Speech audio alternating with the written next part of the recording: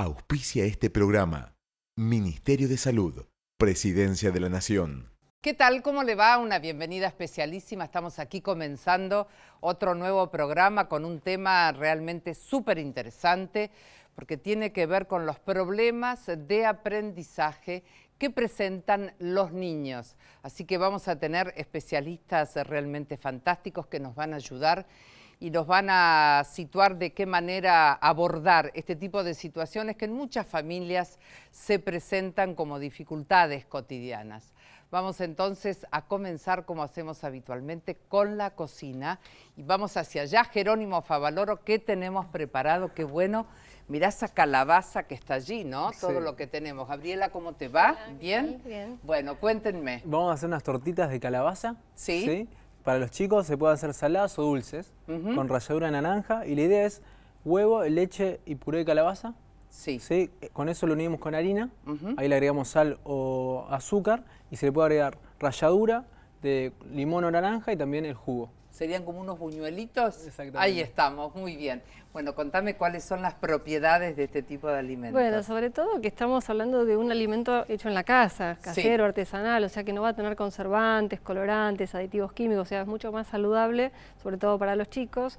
Y tengamos en cuenta que adaptado al tema de hoy, que el tema del aprendizaje va a tener también mucho que ver con la alimentación, además de con la salud que tenga la persona, con el nivel de actividad física, con el descanso, así que la alimentación es uno de los pilares también importantes en el crecimiento. Y hemos aprendido también el tema de bajo sodio, ¿no? Exacto, bajo poca sodio. Sal en la comida, que si Tratar desde chicos ya los acostumbramos. Claro, de acostumbrarse desde la casa a percibir Claro. los sabores naturales de los alimentos sin tantos agregados como para que después no requieran agregarle sal a las comidas.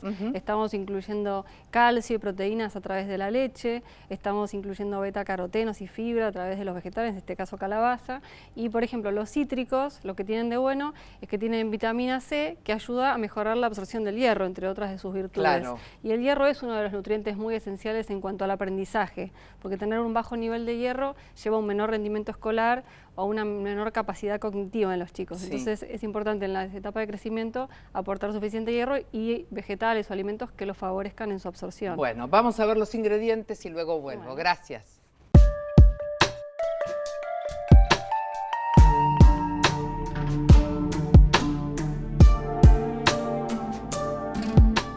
Bueno, muy bien, voy a presentarles a los profesionales que me acompañan. Un reencuentro con Laura primero, porque tenemos un pasado común en la Universidad de La Plata. Qué agradable este reencuentro. Ella es la licenciada Laura Steinberg, que es psicopedagoga, es profesora en Ciencias de la Educación, especializada en psicopedagogía. Bienvenida, Laura, al programa. Muchas gracias. Muchas gracias por estar aquí. Y el doctor Sebastián Gassio, que es neurólogo infantil también. Y vamos a meternos en el tema de los problemas de aprendizaje de los niños con este informe. Los trastornos específicos del desarrollo del aprendizaje constituyen un conjunto de problemas que interfieren significativamente en el rendimiento en la escuela, dificultando el adecuado progreso del niño y la obtención de las metas marcadas en los distintos planes educativos. Estos trastornos se manifiestan en niños con capacidad intelectual normal, que asisten a colegios adecuados, tienen una familia que los estimula, estudian, se esfuerzan y aún así no aprenden. Puede que estos niños tengan una capacidad intelectual límite, esto es, que su coeficiente intelectual se sitúa entre los 70 y 85, es decir, justo por debajo de lo que se considera normal, según la Organización Mundial de la Salud, pero por encima de aquello que se diagnostica como retraso mental. Los trastornos específicos del aprendizaje no tienen una sola causa, sino que son multifactoriales. Pueden deberse a factores biológicos, psicológicos o medioambientales, entre otros. Es probable que exista alguna alteración biológica secundaria. Sin embargo, lo que nos caracteriza es que el déficit se plantea en un área muy concreta. Los más habituales son los que hacen referencia a la adquisición de la lectura, dislexia, de la escritura, disgrafía, o al cálculo, discalculia. Muy bien, Laura, y preguntarte qué aspectos se analizan cuando se hace una evaluación psicopedagógica. Bueno, especialmente en nuestra forma de trabajo, Sí. Dentro del Instituto de Neurociencias de Favaloro, desarrollamos hace muchos años una propuesta de trabajo en la evaluación que luego de tomar información de los papás, de la escuela, del propio niño, hacemos primeramente una evaluación cognitiva, tal como decía el informe, pero no para buscar solamente el número, sino todo el perfil de las funciones que intervienen en el aprendizaje.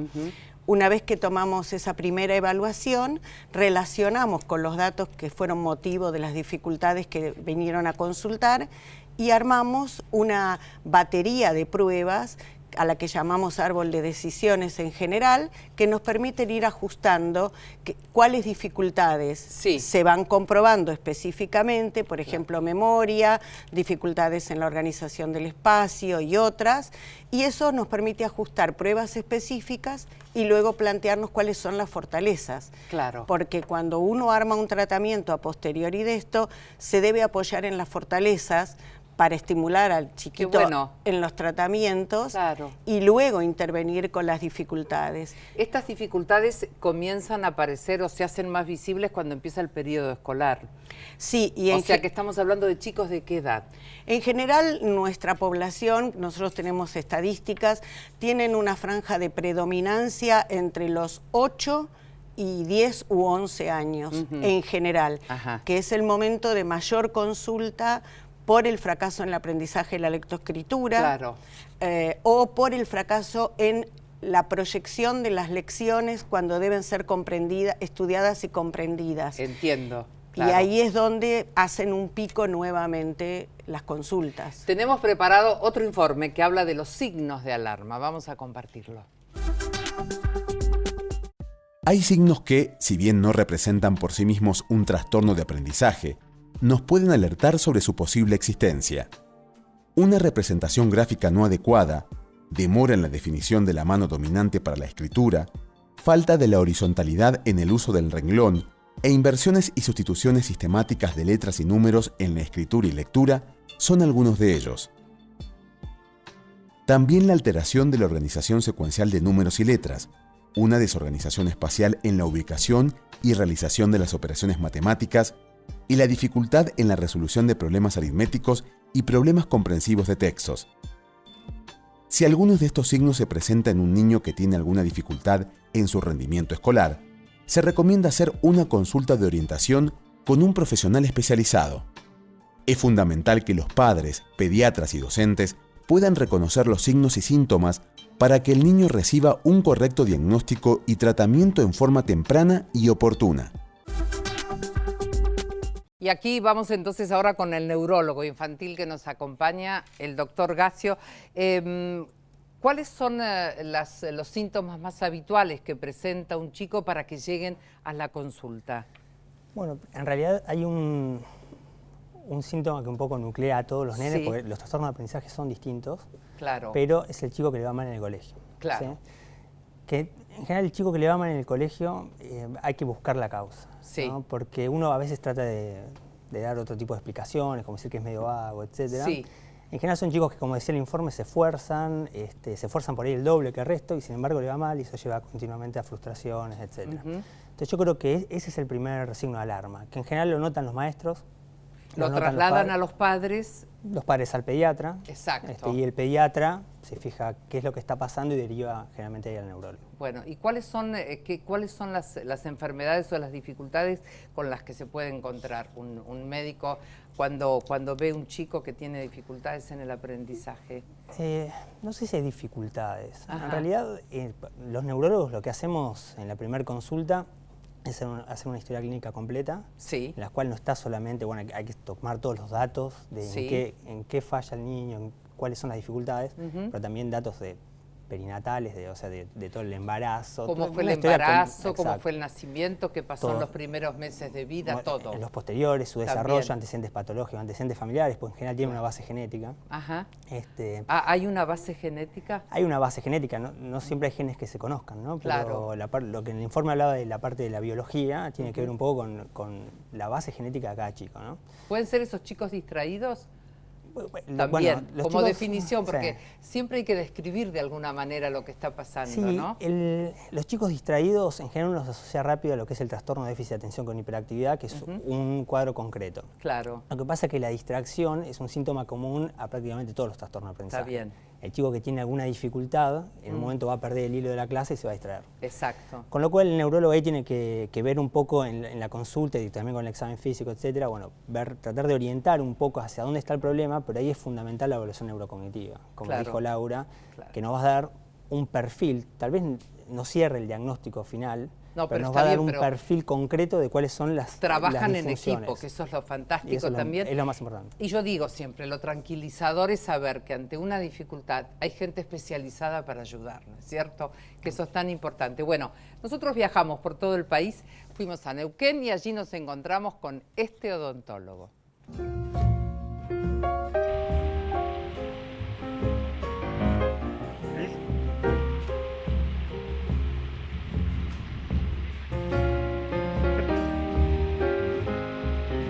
Nuestro trabajo como odontólogo rural es de un hospital rural, en el área rural, en el campo, básicamente apunta a lo que es prevención y promoción de la salud bucal.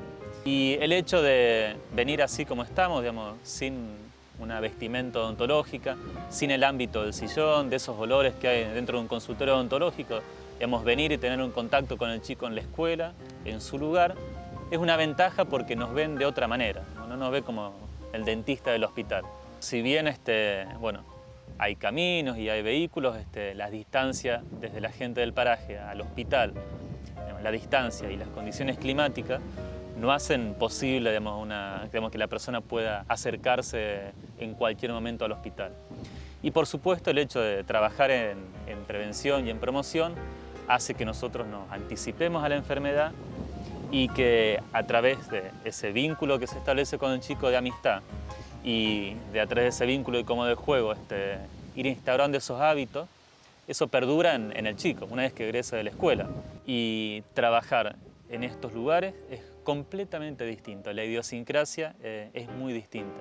Por eso es muy importante el establecer un vínculo, que si puede ser fuera del hospital, va a ser mucho mejor. Es muy importante establecer un vínculo y una relación de confianza con las personas por la idiosincrasia que se da en estos lugares, ya sea con la comunidad mapuche, con la comunidad rural y con la gente del pueblo. Es muy distinto. Muy bien, y de Neuquén volvemos aquí al estudio y está el doctor Héctor Weisberg, neurólogo, y para la opinión de muchos profesionales un verdadero maestro. Así que estoy muy feliz de que esté aquí, Héctor. Problemas de aprendizaje. ¿Cómo podemos definir el trastorno de aprendizaje? Bueno, buenas tardes. Buenas, ¿qué tal? ¿Qué tal? Encantado. Bueno, en el módulo se explicó muy bien que los trastornos de aprendizaje ocurren en niños inteligentes, en donde a veces se transforma en una sorpresa que un niño que viene desarrollándose normalmente durante el periodo preescolar inicia el proceso de alfabetización, en donde ya aumentan las exigencias cognitivas del chico y ahí aparece la dificultad para alfabetizarse, especialmente en la lectoescritura. Es decir, que la característica fundamental es un niño normal, la definición, digamos, clásica, un niño normal, inteligente, que no puede alfabetizarse en primer grado y que a partir de ahí comienzan las consultas, ¿no? El que no pueda acceder a la lectura y a la escritura, digo, ¿significa que hay algún tema físico allí presente? No. Hay cuatro tipos de trastornos de aprendizaje específicos. Uno que afecta a la lectoescritura propiamente dicha, otro que afecta el cálculo, es decir, la conceptualización numérica. Estos son niños que de repente pueden aprender a leer, pueden aprender, digamos, a deletrear, pero les cuesta la magnitud numérica. Otros chicos que pueden leer, que pueden aprender, pero que tienen mala letra, disgrafia. ¿Sí? Y después hay un grupo de niños que tienen un desarrollo verbal, incluso de lectoescritura adecuado, pero que a lo largo de los primeros 2 o 3 años se nota una gran dificultad en la producción gráfica en la matemática y en donde es un trastorno específico que ocupa casi el 10-15% que llaman trastornos de funciones motoras no verbales, ¿no? Es un grupo muy especial que tiene una presentación clínica a veces compleja, sí. A veces la presentación clínica no es tanto el trastorno de aprendizaje, sino trastornos en las habilidades sociales, ¿no? Y esto va a otro hecho importante que justamente se mencionó antes, de que el trastorno de aprendizaje es un síntoma a veces de algún trastorno que supera el trastorno de aprendizaje, que tiene que ver con el entorno, que tiene que ver con la escuela. Por eso hace un segundo el doctor definió muy bien el hecho de, y Laura también, saber en qué escuela va, características del entorno, características del niño, porque hay niños que no tienen trastorno de aprendizaje pero que están en la escuela inapropiada. ¿Qué pasa con los chicos que no pueden asumir la responsabilidad de hacer la tarea? O sea, que tienen falta de responsabilidad. A lo mejor es un tema de aprendizaje de los padres que no está bien transmitido, o de límites, o también hay una dificultad allí. No, hay un concepto que es el siguiente, que es un concepto práctico. Los chicos no van a la escuela a estudiar, los chicos van a la escuela a jugar. Mientras juegan, aprenden. Está bien. Entonces, si un chico no puede aprender, habitualmente no puede jugar. Si no puede jugar, no puede tener un vínculo adecuado con sus pares. Si no tiene un vínculo adecuado con sus padres, se frustra. El trastorno de aprendizaje se agiganta. Claro, entonces, qué apasionante todo realmente. Por eso el trastorno de aprendizaje, nosotros, los médicos, los pediatras, los psicopedagogos, lo vivimos inicialmente como un síntoma. Está bien. Claro. Y el esfuerzo nuestro es corroborar que tiene un trastorno de aprendizaje, generar, digamos, las estrategias terapéuticas, como se dijo, apoyando es decir, tratamos la dificultad a través de las fortalezas, ¿sí? Eso me encantó, porque hablar de dificultad y hablar de fortaleza me parece que tranquiliza mucho. Bueno, seguimos viajando. Vamos a Neuquén ahora y allí tenemos a Héctor, un médico.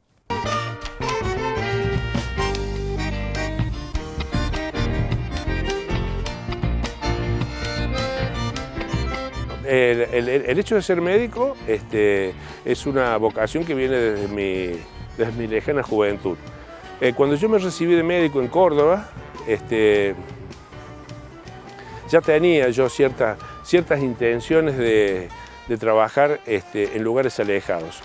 Y después de 15 años de trabajar allá, me di cuenta que no podía, digamos, seguir mintiéndome a mí mismo. Entonces, decidí hacer un cambio radical, ¿no?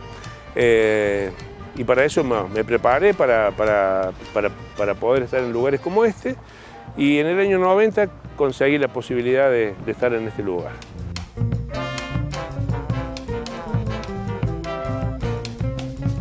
Nuestro hospital tiene un privilegio, que es que el equipo que tenemos de profesionales, hace muchos años que estamos aquí. No es común que en un hospital de esta naturaleza, en el interior de la provincia o en el interior profundo de la Argentina, haya profesionales que nos quedemos tanto tiempo. Yo muchas veces me siento con una persona a conversar, con un paciente, y puedo estar 2 horas charlando. Y eso en la ciudad no se puede, no se puede para nada. A veces una charla con un paciente vale más que 1000 recetas, ¿viste? Yo he pasado mucho tiempo acá y he vivido cosas muy fuertes que han moldeado muchos aspectos de mi persona y de mi entorno familiar. Y yo tengo decidido quedarme a vivir acá en este lugar. Eso es una filosofía de vida. Como le comentaba un amigo el otro día, uno tiene la suerte de hacer el trabajo que le gusta y encima le pagan para eso. ¿Qué más puedo pedir? Y creo que esta respuesta, con algunos matices, si le preguntas a mis compañeros del hospital, te van a decir más o menos lo mismo. Todos han decidido arraigarse en el lugar, crear sus familias, y bueno, esta es la decisión que hemos tomado, ¿no? Bueno, ahí estábamos con el testimonio del doctor Héctor Lamoglia, y pensaba también, y hacía un paralelismo, Héctor, porque pensaba también, él hablaba de hablar, y cuando hablábamos recién con todos ustedes hablaban de la interacción de la familia, de lo importante que es hablar, Y como última pregunta, cuando los padres aceptan con facilidad que sus hijos tienen un trastorno de aprendizaje. A veces sí, a veces no. Ajá. Depende mucho de cuánto en esto perturba el narcisismo de los padres, pero yo le diría que en general la actitud de los padres es colaboradora y tratan de ayudar a su hijo. Aparte, aliviadora, que hay alguien que pueda ayudarlos, ¿no? No, pero nosotros también nos encargamos de explicar el buen pronóstico que tiene. Claro.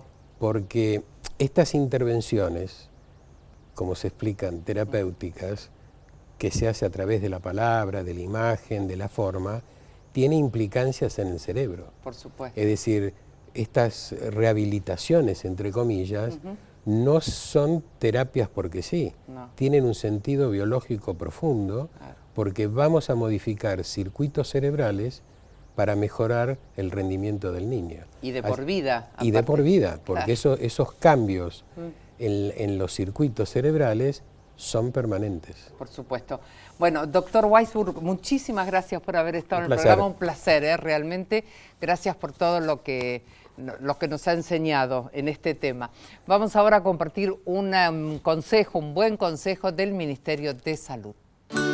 ¿Querés evitar la gripe? Lávate frecuentemente las manos. Ventila tu casa. No fumes ni permitas a otros fumar en espacios cerrados. Y protégete del frío. Cuídate. Es bueno para vos, es bueno para todos. 0800-222-1002. www.msal.gov.ar. Y Laura, quería preguntarte qué es lo más común que aparece, ¿no? ¿Qué es en la consulta? Sí, vuelvo a insistir de que nosotros llevamos una organización de cantidad de pacientes, porcentajes y volcamos estadísticamente. Y la realidad es que tenemos dos grupos de diagnósticos o de tipos de problemas de aprendizaje que ocupan el 50% de nuestras evaluaciones finales. Eso es, por un lado, lo que mencionó el doctor Weisburg, el grupo de los trastornos de aprendizaje no verbal, que merece quizás una muy buena descripción para prevenir, y el otro grupo es lo que en el informe se llamó capacidad intelectual límite, que son niños que ven disminuidos levemente su perfil cognitivo por la cantidad de las dificultades que mencionaban, la atención, problemas de escritura, y eso va como sumando y disminuyendo este perfil de fortalezas y debilidades. Perfecto. Ahora, en cuanto al trastorno de aprendizaje no verbal, que es un tema que tratamos de divulgar mucho, y que vos preguntabas desde cuándo uno puede darse cuenta, lo que nos parece importante es que uno puede empezar a ver este tipo de trastorno desde quizás la sala de preescolar o cuando los chicos empiezan con las actividades motoras. Porque estos chicos, por eso se llama no verbal, hablan bien, se comunican bien, son muy buenos en los vínculos al principio verbales, pero empiezan a fracasar en las habilidades de juegos motores, empiezan a fracasar en la toma del lápiz, empiezan a tener dificultades con el armado de los rompecabezas.